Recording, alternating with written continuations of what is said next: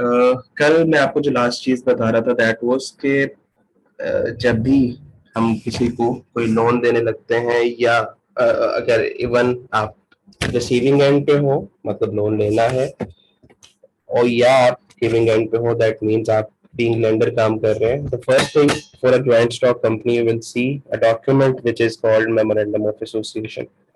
और इसी तरह अगर फर्म है तो उसके लिए पार्टनरशिप डीड। सो बेसिकली ये दोनों चीजें, अगर पार्ट मेमोरेंडम की बात करें तो ये कंपनी का एक ऐसा बेसिक डॉक्यूमेंट होता है जो कंपनी की पावर्स बताता है कि कंपनी क्या क्या कुछ करती है, क्या कर सकती है। कंपनी के एक्सटर्नल मैटर्स होते हैं। एक्सटर्नल मैटर से मतलब है कंपनी का नाम क्या होगा, उसकी लोकेशन क्या होगी, ऑब्जेक्ट क्या होगा। हम पढ़ते हैं ना, तीन चीज इंग्लिश में भी पढ़ते थे, सब्जेक्ट था, वर्ब था, ऑब्जेक्ट था। ऑब्जेक्ट मीन्स वो पर्पस जिसकी वजह से वो कंपनी बनी है। लेट्स से टेक्सटाइल मिल है, तो वो अपने मेमोरेंडम के ऑब्जेक्ट क्लोज में लिखती है that we will do the business of textile and related products. अब उसमें सारी प्रोडक्ट्स आ जाती है, लेकिन वो चीज जो ऑब्जेक्ट क्लोज में नहीं लिखी गई, बिजनेस वो नहीं कर सकता या कंपनी वो नहीं कर सकती। जैसे टेक्सटाइल मिल है और उसने अपने मेमोरेंडम या ऑब्जेक्ट क्लोज में लिखा है that it will work with और it will work of textile and related products, तो अब वो सीमेंट का काम नहीं कर सकती। अगर वो सीमेंट में इन्वॉल्व होगी, सीमेंट बना के बेचेगी, तो ये वॉइड होगा, इलीगल होगा। इसको टेक्निकली अल्ट्रा वायर्स कहते हैं। सो बेसिकली हमें बीइंग लेंडर या बीइंग बैंकर या आप कह लें कि जब हम लीज के परस्पेक्टिव से बात करें तो obviously it is also a kind of loan और अ क्रेडिट फैसिलिटी। तो पहले कंपनी का मेमोरेंडम ऑफ एसोसिएशन देखना होगा कि क्या उसमें ये अलाउ किया गया है कि वो कोई क्रेडिट फैसिलिटी ले सकती है। और इसी तरह पार्टनरशिप डीड फर्म के लिए कि क्या फर्म की पार्टनरशिप डीड में या पार्टनर्स ने इस बात पे एग्री किया है कि कोई भी फर्म एक स्पेसिफिक क्रेडिट फैसिलिटी ले सकती है। तो अगर नहीं लिखा हुआ, अगर अलाउ नहीं किया गया और बैंक या लेंडर उसको वो फैसिलिटी दे देता है, तो ऐसी सूरत में जब कोर्ट केस होगा then the bank will be responsible for that. इसी तरह then 11th point is obtain board resolution to create charge over stocks and authorizing directors or persons to sign documents on behalf of the company. So let's say अगर memorandum में नहीं लिखा गया, memorandum of association में नहीं लिखा गया कि कंपनी क्रेडिट फैसिलिटी ले सकती है, तो पहले उसको लिखा जाना चाहिए। और वो लिखा कैसे जाएगा? We have an option that is through board resolution. Board resolution का मतलब ये है कि कंपनी अपने ऑनर्स के दरमियान, ऑनर्स शेयर होल्डर्स होते हैं, और फिर शेयर होल्डर्स इलेक्ट करते हैं सर्टन मैनेजमेंट को, जिसको हम बोर्ड ऑफ डायरेक्टर्स कहते हैं। ये सारी चीजें आपने इंट्रोडक्शन टू बिजनेस में पढ़ी होंगी, इससे मिलते जुलते किसी सब्जेक्ट में, कि we call shareholders as partial owners of the company. And then because इतने सारे ओनर्स जो है वो मैनेजमेंट तो नहीं कर सकते। लेट से अगर किसी कंपनी के 1 लाख शेयर होल्डर हैं तो सब मैनेजमेंट करेंगे तो कंपनी कैसे चलेगी? तो basically they elect through voting certain representatives. वैसे ही जैसे हम एमएनएज इलेक्ट करते हैं, इसी तरीके से कंपनी के जो ओनर्स हैं, जो शेयर होल्डर्स हैं, वो अपने में से ही कुछ लोगों को as a board of director elect कर लेते हैं। फिर they are the ones who actually do the management of the company. तो बोर्ड रेजोल्यूशन का मतलब ये है कि बोर्ड ऑफ डायरेक्टर्स एक रेजोल्यूशन पास करें और उसमें लिखें कि ये कंपनी जो है या जो हमारे हम बिजनेस कर रहे हैं, वो लीज के ऊपर, क्रेडिट के ऊपर लोन ले सकती है। और ऑथराइज किया जाए कि कौन से डायरेक्टर्स ऐसे हैं जो डीलिंग कर सकेंगे बैंक के साथ। दैट मीन्स कि जो डॉक्यूमेंटेशन पूरी कर सकेंगे। हमने पहले पॉइंट में पढ़ा था ना, लेटर ऑफ हाइपोथिकेशन साइन होना होता है। इसी तरह और भी बहुत से डॉक्यूमेंट्स है। लोन फैसिलिटी जब कभी बैंक से अप्लाई की जाती है तो ऑब्वियसली पहले रिक्वेस्ट दी जाएगी बैंक को, then who is authorized to send request to the bank. इसी तरह लेट से अप्रूव हो जाती है वो क्रेडिट फैसिलिटी, तो उस हवाले से डॉक्यूमेंटेशन होगी, लेटर ऑफ हाइपोथिकेशन साइन होगा, या इस किस्म के मजीद जो डॉक्यूमेंट्स हैं वो साइन होंगे। तो the thing is, who will be authorized to do all these things, who will be authorized to sign a document on behalf of the company, ये सारा कुछ उस बोर्ड रेजोल्यूशन में लिखा होगा। जस्ट में 1 मिनट होल्ड कीजिएगा, I will be back.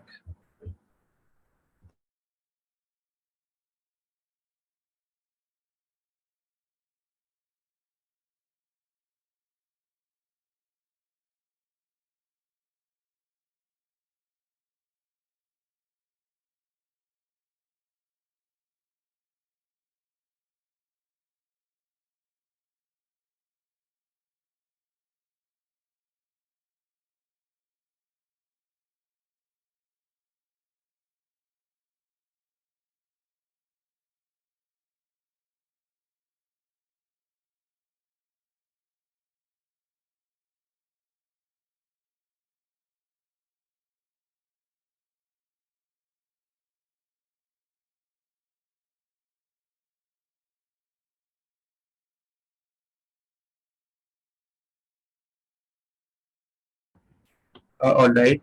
Then the next point is banks charge and security documents duly signed by the authorized signatory, mentioned in board resolution, a partnership deed, and sole proprietor certificate. So it's simple. Banks charge documents और security documents का मतलब ये वो documents हैं जो bank अपने पास रखता है इन केस के अगर कोई कंपनी या कोई पार्टनरशिप फर्म या सोल प्रोप्राइटर डिफॉल्ट कर जाने का मतलब ये है कि उसकी कमिटमेंट्स पूरी नहीं कर रहा या उसकी जो लाइबिलिटीज थी जो मंथली इंस्टॉलमेंट थी या जो भी पे बैक करना था वो वापस पे बैक नहीं हो रहा तो ऐसी सूरत में obviously bank has the option to sell that commodity to sell the product और सेल द स्टॉक जो भी हाइपोथिकेट किया गया था क्योंकि उसका लेटर ऑफ हाइपोथिकेशन बैंक के पास मौजूद है ठीक है सो ऐसी सूरत में वो जो चार्ज डॉक्यूमेंट्स हैं या जिसको हम सिक्योरिटी डॉक्यूमेंट्स की बात भी कर रहे हैं वो उसके ऊपर मेंशन होना चाहिए कि कौन कौन ऐसे डायरेक्टर्स हैं या पार्टनर्स हैं या सोल प्रोप्राइटर खुद है जो कि ऑथराइज्ड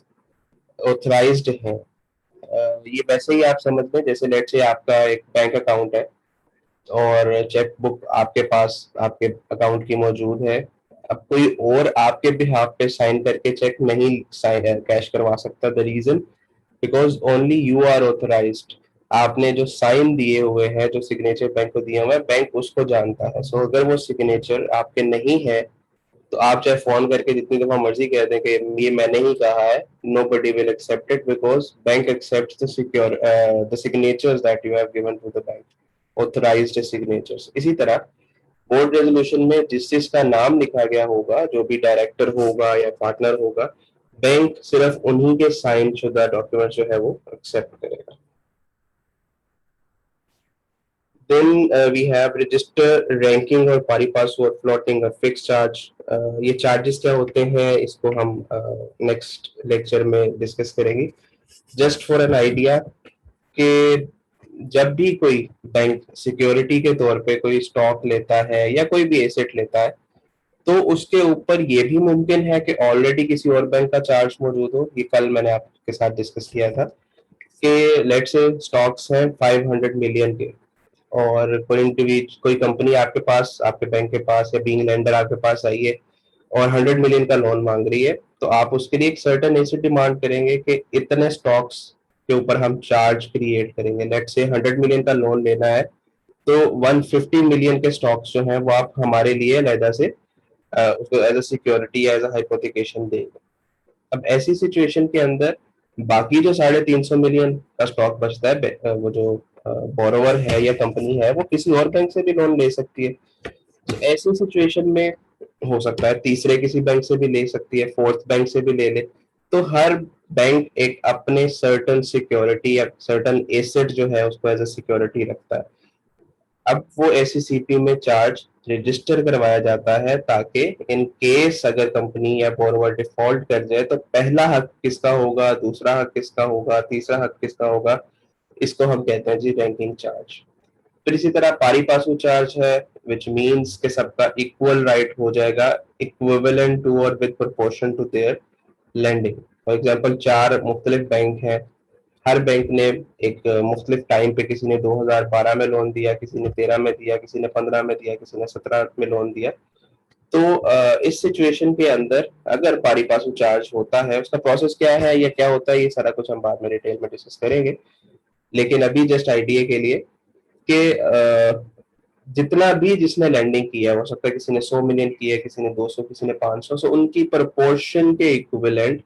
अगर स्टॉक बेचना पड़े अगर कंपनी डिफॉल्ट कर जाए तो वो लेंडिंग के प्रोपोर्शन के इक्विवेलेंट सबको पैसे जो है लेंडर को वापस मिलेंगे तो इसको हम पारी पासू कहते हैं similarly floating and fix charge जो है ये एसईसीपी की एडवाइस के मुताबिक का मतलब है जैसे जैसे आपने एसईसीपी में चार्ज रजिस्टर करवाया then obtain certificate of registration of charges for companies ये बेसिकली एक प्रूफ है कि जब बैंक या लेंडर एसईसीपी में हाइपोथिकेशन के लिए अपना चार्ज रजिस्टर करवाता है तो सर्टिफिकेट मिलता है वैसे ही जैसे आप कोई चीज कहीं पे अप्लाई करते हैं तो आपको एक सर्टिफिकेट मिलता है या आपने एक सर्टेन जॉब की 4 साल और उसके बाद आपको एक सर्टिफिकेट मिल गया या आप एनसीएनआईसी अप्लाई कर रहे हैं तो CNIC अप्लाई करने के लिए आपको एक कोई रसीद मिल गई, आपने बैंक में पैसे जमा करवाए, उसकी आपको रसीद मिल गई। सो बेसिकली यही, जब रजिस्ट्रेशन हो रही होती है चार्ज की, हाइपोथिकेशन चार्ज की, तो जब वो चार्ज रजिस्टर हो जाता है, दैट मीन्स जब सारी डॉक्यूमेंट्री फॉर्मेलिटीज पूरी हो जाती है, तो उसके बाद SCCP एक सर्टिफिकेट इशू करता है, जिसे हम certificate of registration of charge कह रहे हैं। ये प्रूफ है कि अब उस कंपनी का या जो भी लेंडर है उसका चार्ज करेक्टली रजिस्टर हो चुका है। And then we have filed with SCCP joint letter of hypothecation by all the consortium or participant। अच्छा, ये क्या चीज है? देखिए, ये भी हो सकता है एक फाइनेंसिंग बहुत बड़ी फाइनेंसिंग है, लेट्स से कि 50 बिलियन की फाइनेंसिंग है, या कोई ऐसी प्लांट एंड मशीनरी लीज हो रही है, या कोई ऐसा प्रोजेक्ट है जिसके ऊपर बहुत बड़ी इन्वेस्टमेंट चाहिए, या बोरोइंग अमाउंट जो है वो बहुत ज्यादा एक्सीड कर रही है, और कोई एक बैंक उस पर रिस्क नहीं लेना चाह रहा। लेट्स से 50 बिलियन की टोटल फाइनेंसिंग रिक्वायर्ड है और कोई एक बैंक 50 बिलियन का रिस्क नहीं लेना चाह रहा, तो ऐसी सूरत में मुख्तलिफ बैंक मिल के कम प्रोपोर्शन में भी लेंडिंग करते हैं। जैसे 50 बिलियन में से हो सकता है 10 बिलियन HBL फाइनेंसिंग कर ले, 5 बिलियन जो है वो MCB कर ले, 10 बिलियन अल्फला कर ले, 5 बिलियन मीजान बैंक कर ले, 5 बिलियन कोई और बैंक कर ले। सो बेसिकली ये जो एक ही प्रोजेक्ट के लिए मुख्तलिफ बैंक्स मिल के फाइनेंसिंग करते हैं, इसको हम कहते हैं कंसोर्शियम फाइनेंसिंग, ठीक है, या सिंडिकेट फाइनेंसिंग। ये दोनों टर्म्स एक काम के लिए यूज होती है, सिंडिकेट फाइनेंसिंग या कंसोर्शियम फाइनेंसिंग। सो जब कंसोर्शियम फाइनेंसिंग होगी तो ऐसी सूरत में एक ज्वाइंट पारी पासू चार्ज क्रिएट होगा। ज्वाइंट का मतलब कि पांचों बैंक या 6 जितने भी बैंक हैं जिन्होंने लैंड किया है, या जो लैंडर्स हैं, वो सारे मिलके एक चार्ज रजिस्टर करवाएंगे कि हर बैंक की या हर लैंडर की जितनी परसेंटेज ऑफ लैंडिंग बनती है उसके मुताबिक उसका सिक्योरिटी पे भी उतना ही राइट होगा।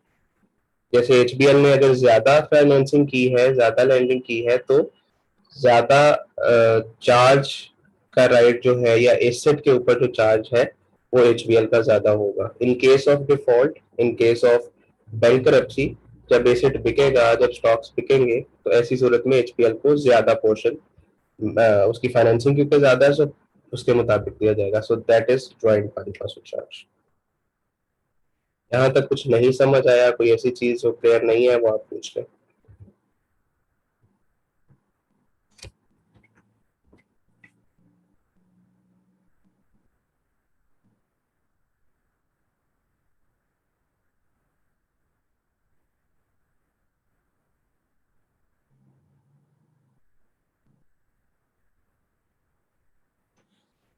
Okay, then we have alternatively obtain NOCs from all consortium banks। अब ये सारी वो चीजें हैं जो हम लेटर स्टेज पे पढ़ेंगे, तो इसलिए इनको मैं क्विकली आगे कर रहा हूँ आपको ब्रीफ सा इंट्रोडक्शन देके, कि अगर एक ही टाइम पे ज्वाइंट पारी, मतलब eight the time of lending, eight the time of creating charge, अगर उस टाइम पे चार्ज क्रिएट नहीं किया गया या उस टाइम पे ज्वाइंट पारी पासू चार्ज नहीं लिया गया, तो एक टर्म होती है नो ऑब्जेक्शन सर्टिफिकेट, NOC। शायद आप में से भी किसी स्टूडेंट ने जब यहाँ पे एडमिशन लिया BBA में, तो आपको कहा, जो डिफरेंट बोर्ड्स के हैं, लाहौर बोर्ड के नहीं है, या किसी लेट से AP के बोर्ड के हैं, या किसी और बोर्ड के स्टूडेंट से, उनको कहा गया होगा कि आप NOC जमा करवाएं। दैट मीन्स कि आपका जो प्रीवियस बोर्ड था या जो भी प्रीवियस इंस्टीट्यूशन था, they do not have any objection if you study here in Punjab university. So इसको हम कहते हैं जी NOC, no objection certificate.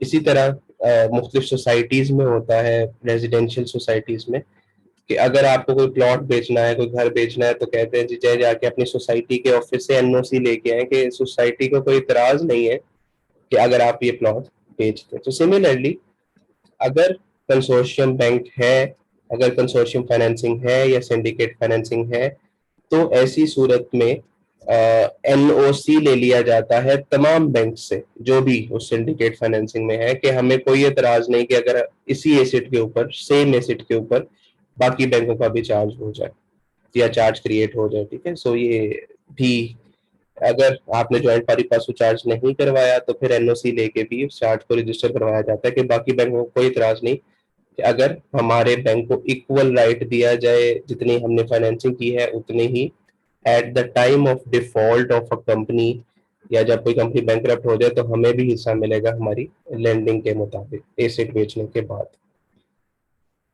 Then personal guarantees of sole proprietor, partner, director, as per SPP circular issued from time to time. So this is an additional security. अब आप करिए सारी चीजों को जितनी अभी तक हमने पढ़ ली नोटिस करें, तो लेंडर अपने आप को सिक्योर कर रहा है थ्रू डिफरेंट मीन्स। अगर तो पैसे वापस आते रहे, अगर तो लीज रेंटल्स आते रहे, इंस्टॉलमेंट्स वापस आते रही, तो फिर तो कोई मसला नहीं है।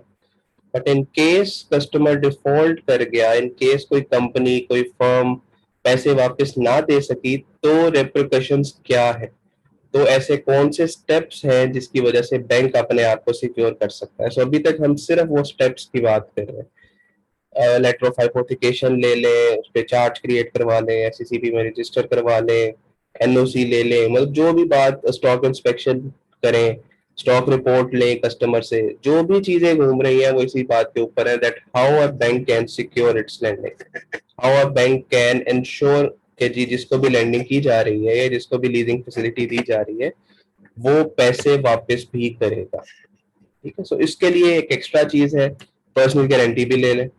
पर्सनल गारंटी मींस के आपको पता है कंपनी की जब हम बात करते हैं तो हम कहते हैं business company is a separate legal entity. Separate legal entity का मतलब क्या है कि ओनर्स अपनी जगह और बिजनेस अपनी जगह। जब हम कंपनी की बात करते हैं तो हम ये नहीं कहते कि इसके मालिक की प्रॉपर्टी है। For example bank Al Habib Habib family का है, तो हम ये नहीं कहते कि ये हबीब फैमिली की मलकियत है, हम कहते हैं बैंक अल हबीब की 800 ब्रांचेस हैं। इसका मतलब क्या हुआ कि bank Al Habib is a separate legal entity, वो अपने नाम पे प्रॉपर्टी रख सकता है। So business is separate and business owners are separate. ठीक है, सो जब हम बिजनेस को लोन दे रहे हैं in case of default business he responsible होगा क्योंकि लाइबिलिटी लिमिटेड होती है। ये कॉन्सेप्ट भी आपने इंट्रोडक्शन टू बिजनेस में पढ़ा होगा, लिमिटेड लाइबिलिटी के जब कोई डिफॉल्ट करता है तो उसकी लाइबिलिटी उसके बिजनेस तक ही रहती है, जाती हैसियत में वो लाइबिलिटी शिफ्ट नहीं होती। तो अगर उसकी लाइबिलिटी जाती हैसियत तक भी शिफ्ट करनी है तो फिर एक एडिशनल डॉक्यूमेंट लेना होगा जिसे हम पर्सनल गारंटी कह रहे हैं।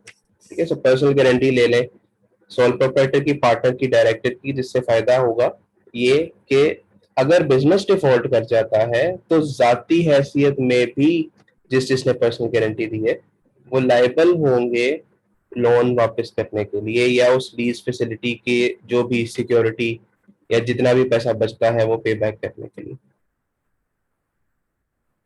Then periodical stock statement should be obtained, ये मैंने आपको बता दिया। दो किस्म की स्टॉक रिपोर्ट्स हम रखते हैं, एक स्टॉक रिपोर्ट जो कस्टमर की तरफ से आती है मंथली बेसिस पे, और एक स्टॉक इंस्पेक्शन रिपोर्ट जो बैंक का या लेंडर का ऑफिशियल हर 3 माह के बाद क्वार्टरली, पहले भी कर सकता है लेकिन क्वार्टर में एक दफा मैंडेटरी है, सो वो सारी स्टेटमेंट जो है वो उसको मेंटेन किया जाएगा। Then periodical inspection of hypothecated stock to be carried out, ये भी क्लियर हो गया। इंश्योरेंस पॉलिसी, ये भी मैंने आपको ऑलरेडी बता दिया था। And obtain original premium payment receipts, premium PPR या प्रीमियम पेमेंट रिसीट्स होती है कि अगर आपने इंश्योरेंस करवाई है तो ऑब्वियसली उस इंश्योरेंस के कुछ ना कुछ आपको पैसे देने पड़ते हैं, चार्जेस देने पड़ते हैं, तो उसको हम टेक्निकल लैंग्वेज में प्रीमियम कहते हैं।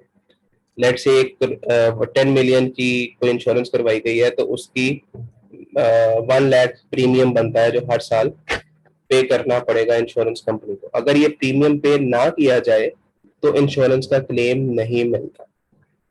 ठीक है, इसलिए बैंक को या लेंडर को कंफर्म ही तब होगा कि उसे क्लेम मिलेगा कि नहीं जब तक वो पेमेंट जमा नहीं करवाई जाएगी, और पेमेंट का प्रूफ क्या है, that is PPR, premium payment receipt.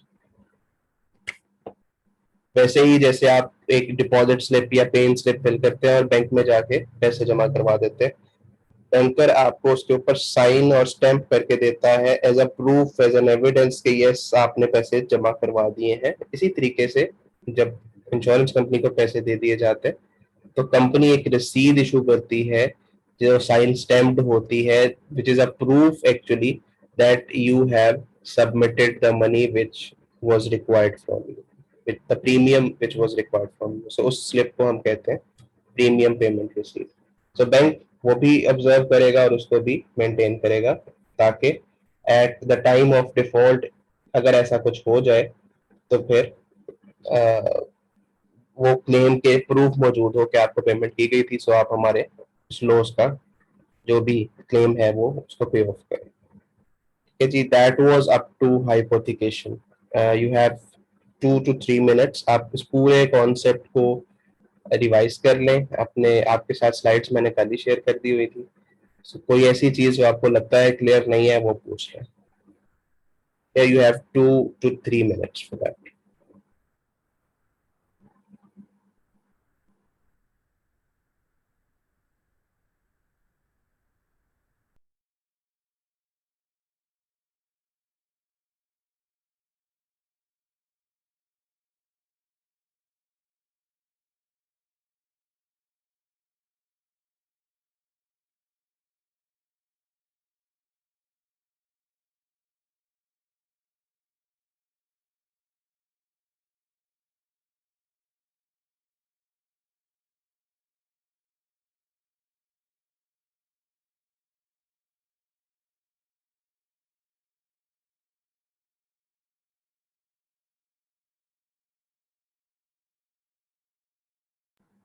मैं इस मीटिंग को जी एंड करके दोबारा से स्टार्ट कर रहा हूँ, ताकि नेक्स्ट जो 40 मिनट्स है हम उसको कंटिन्यूली पढ़ सकें. अदरवाइज ये 5 या 10 मिनट बाद खत्म हो जाएगी. सो आप दोबारा तब तक इसको रिवाइज भी कर लें और दोबारा से इसको ज्वाइन भी कर लें.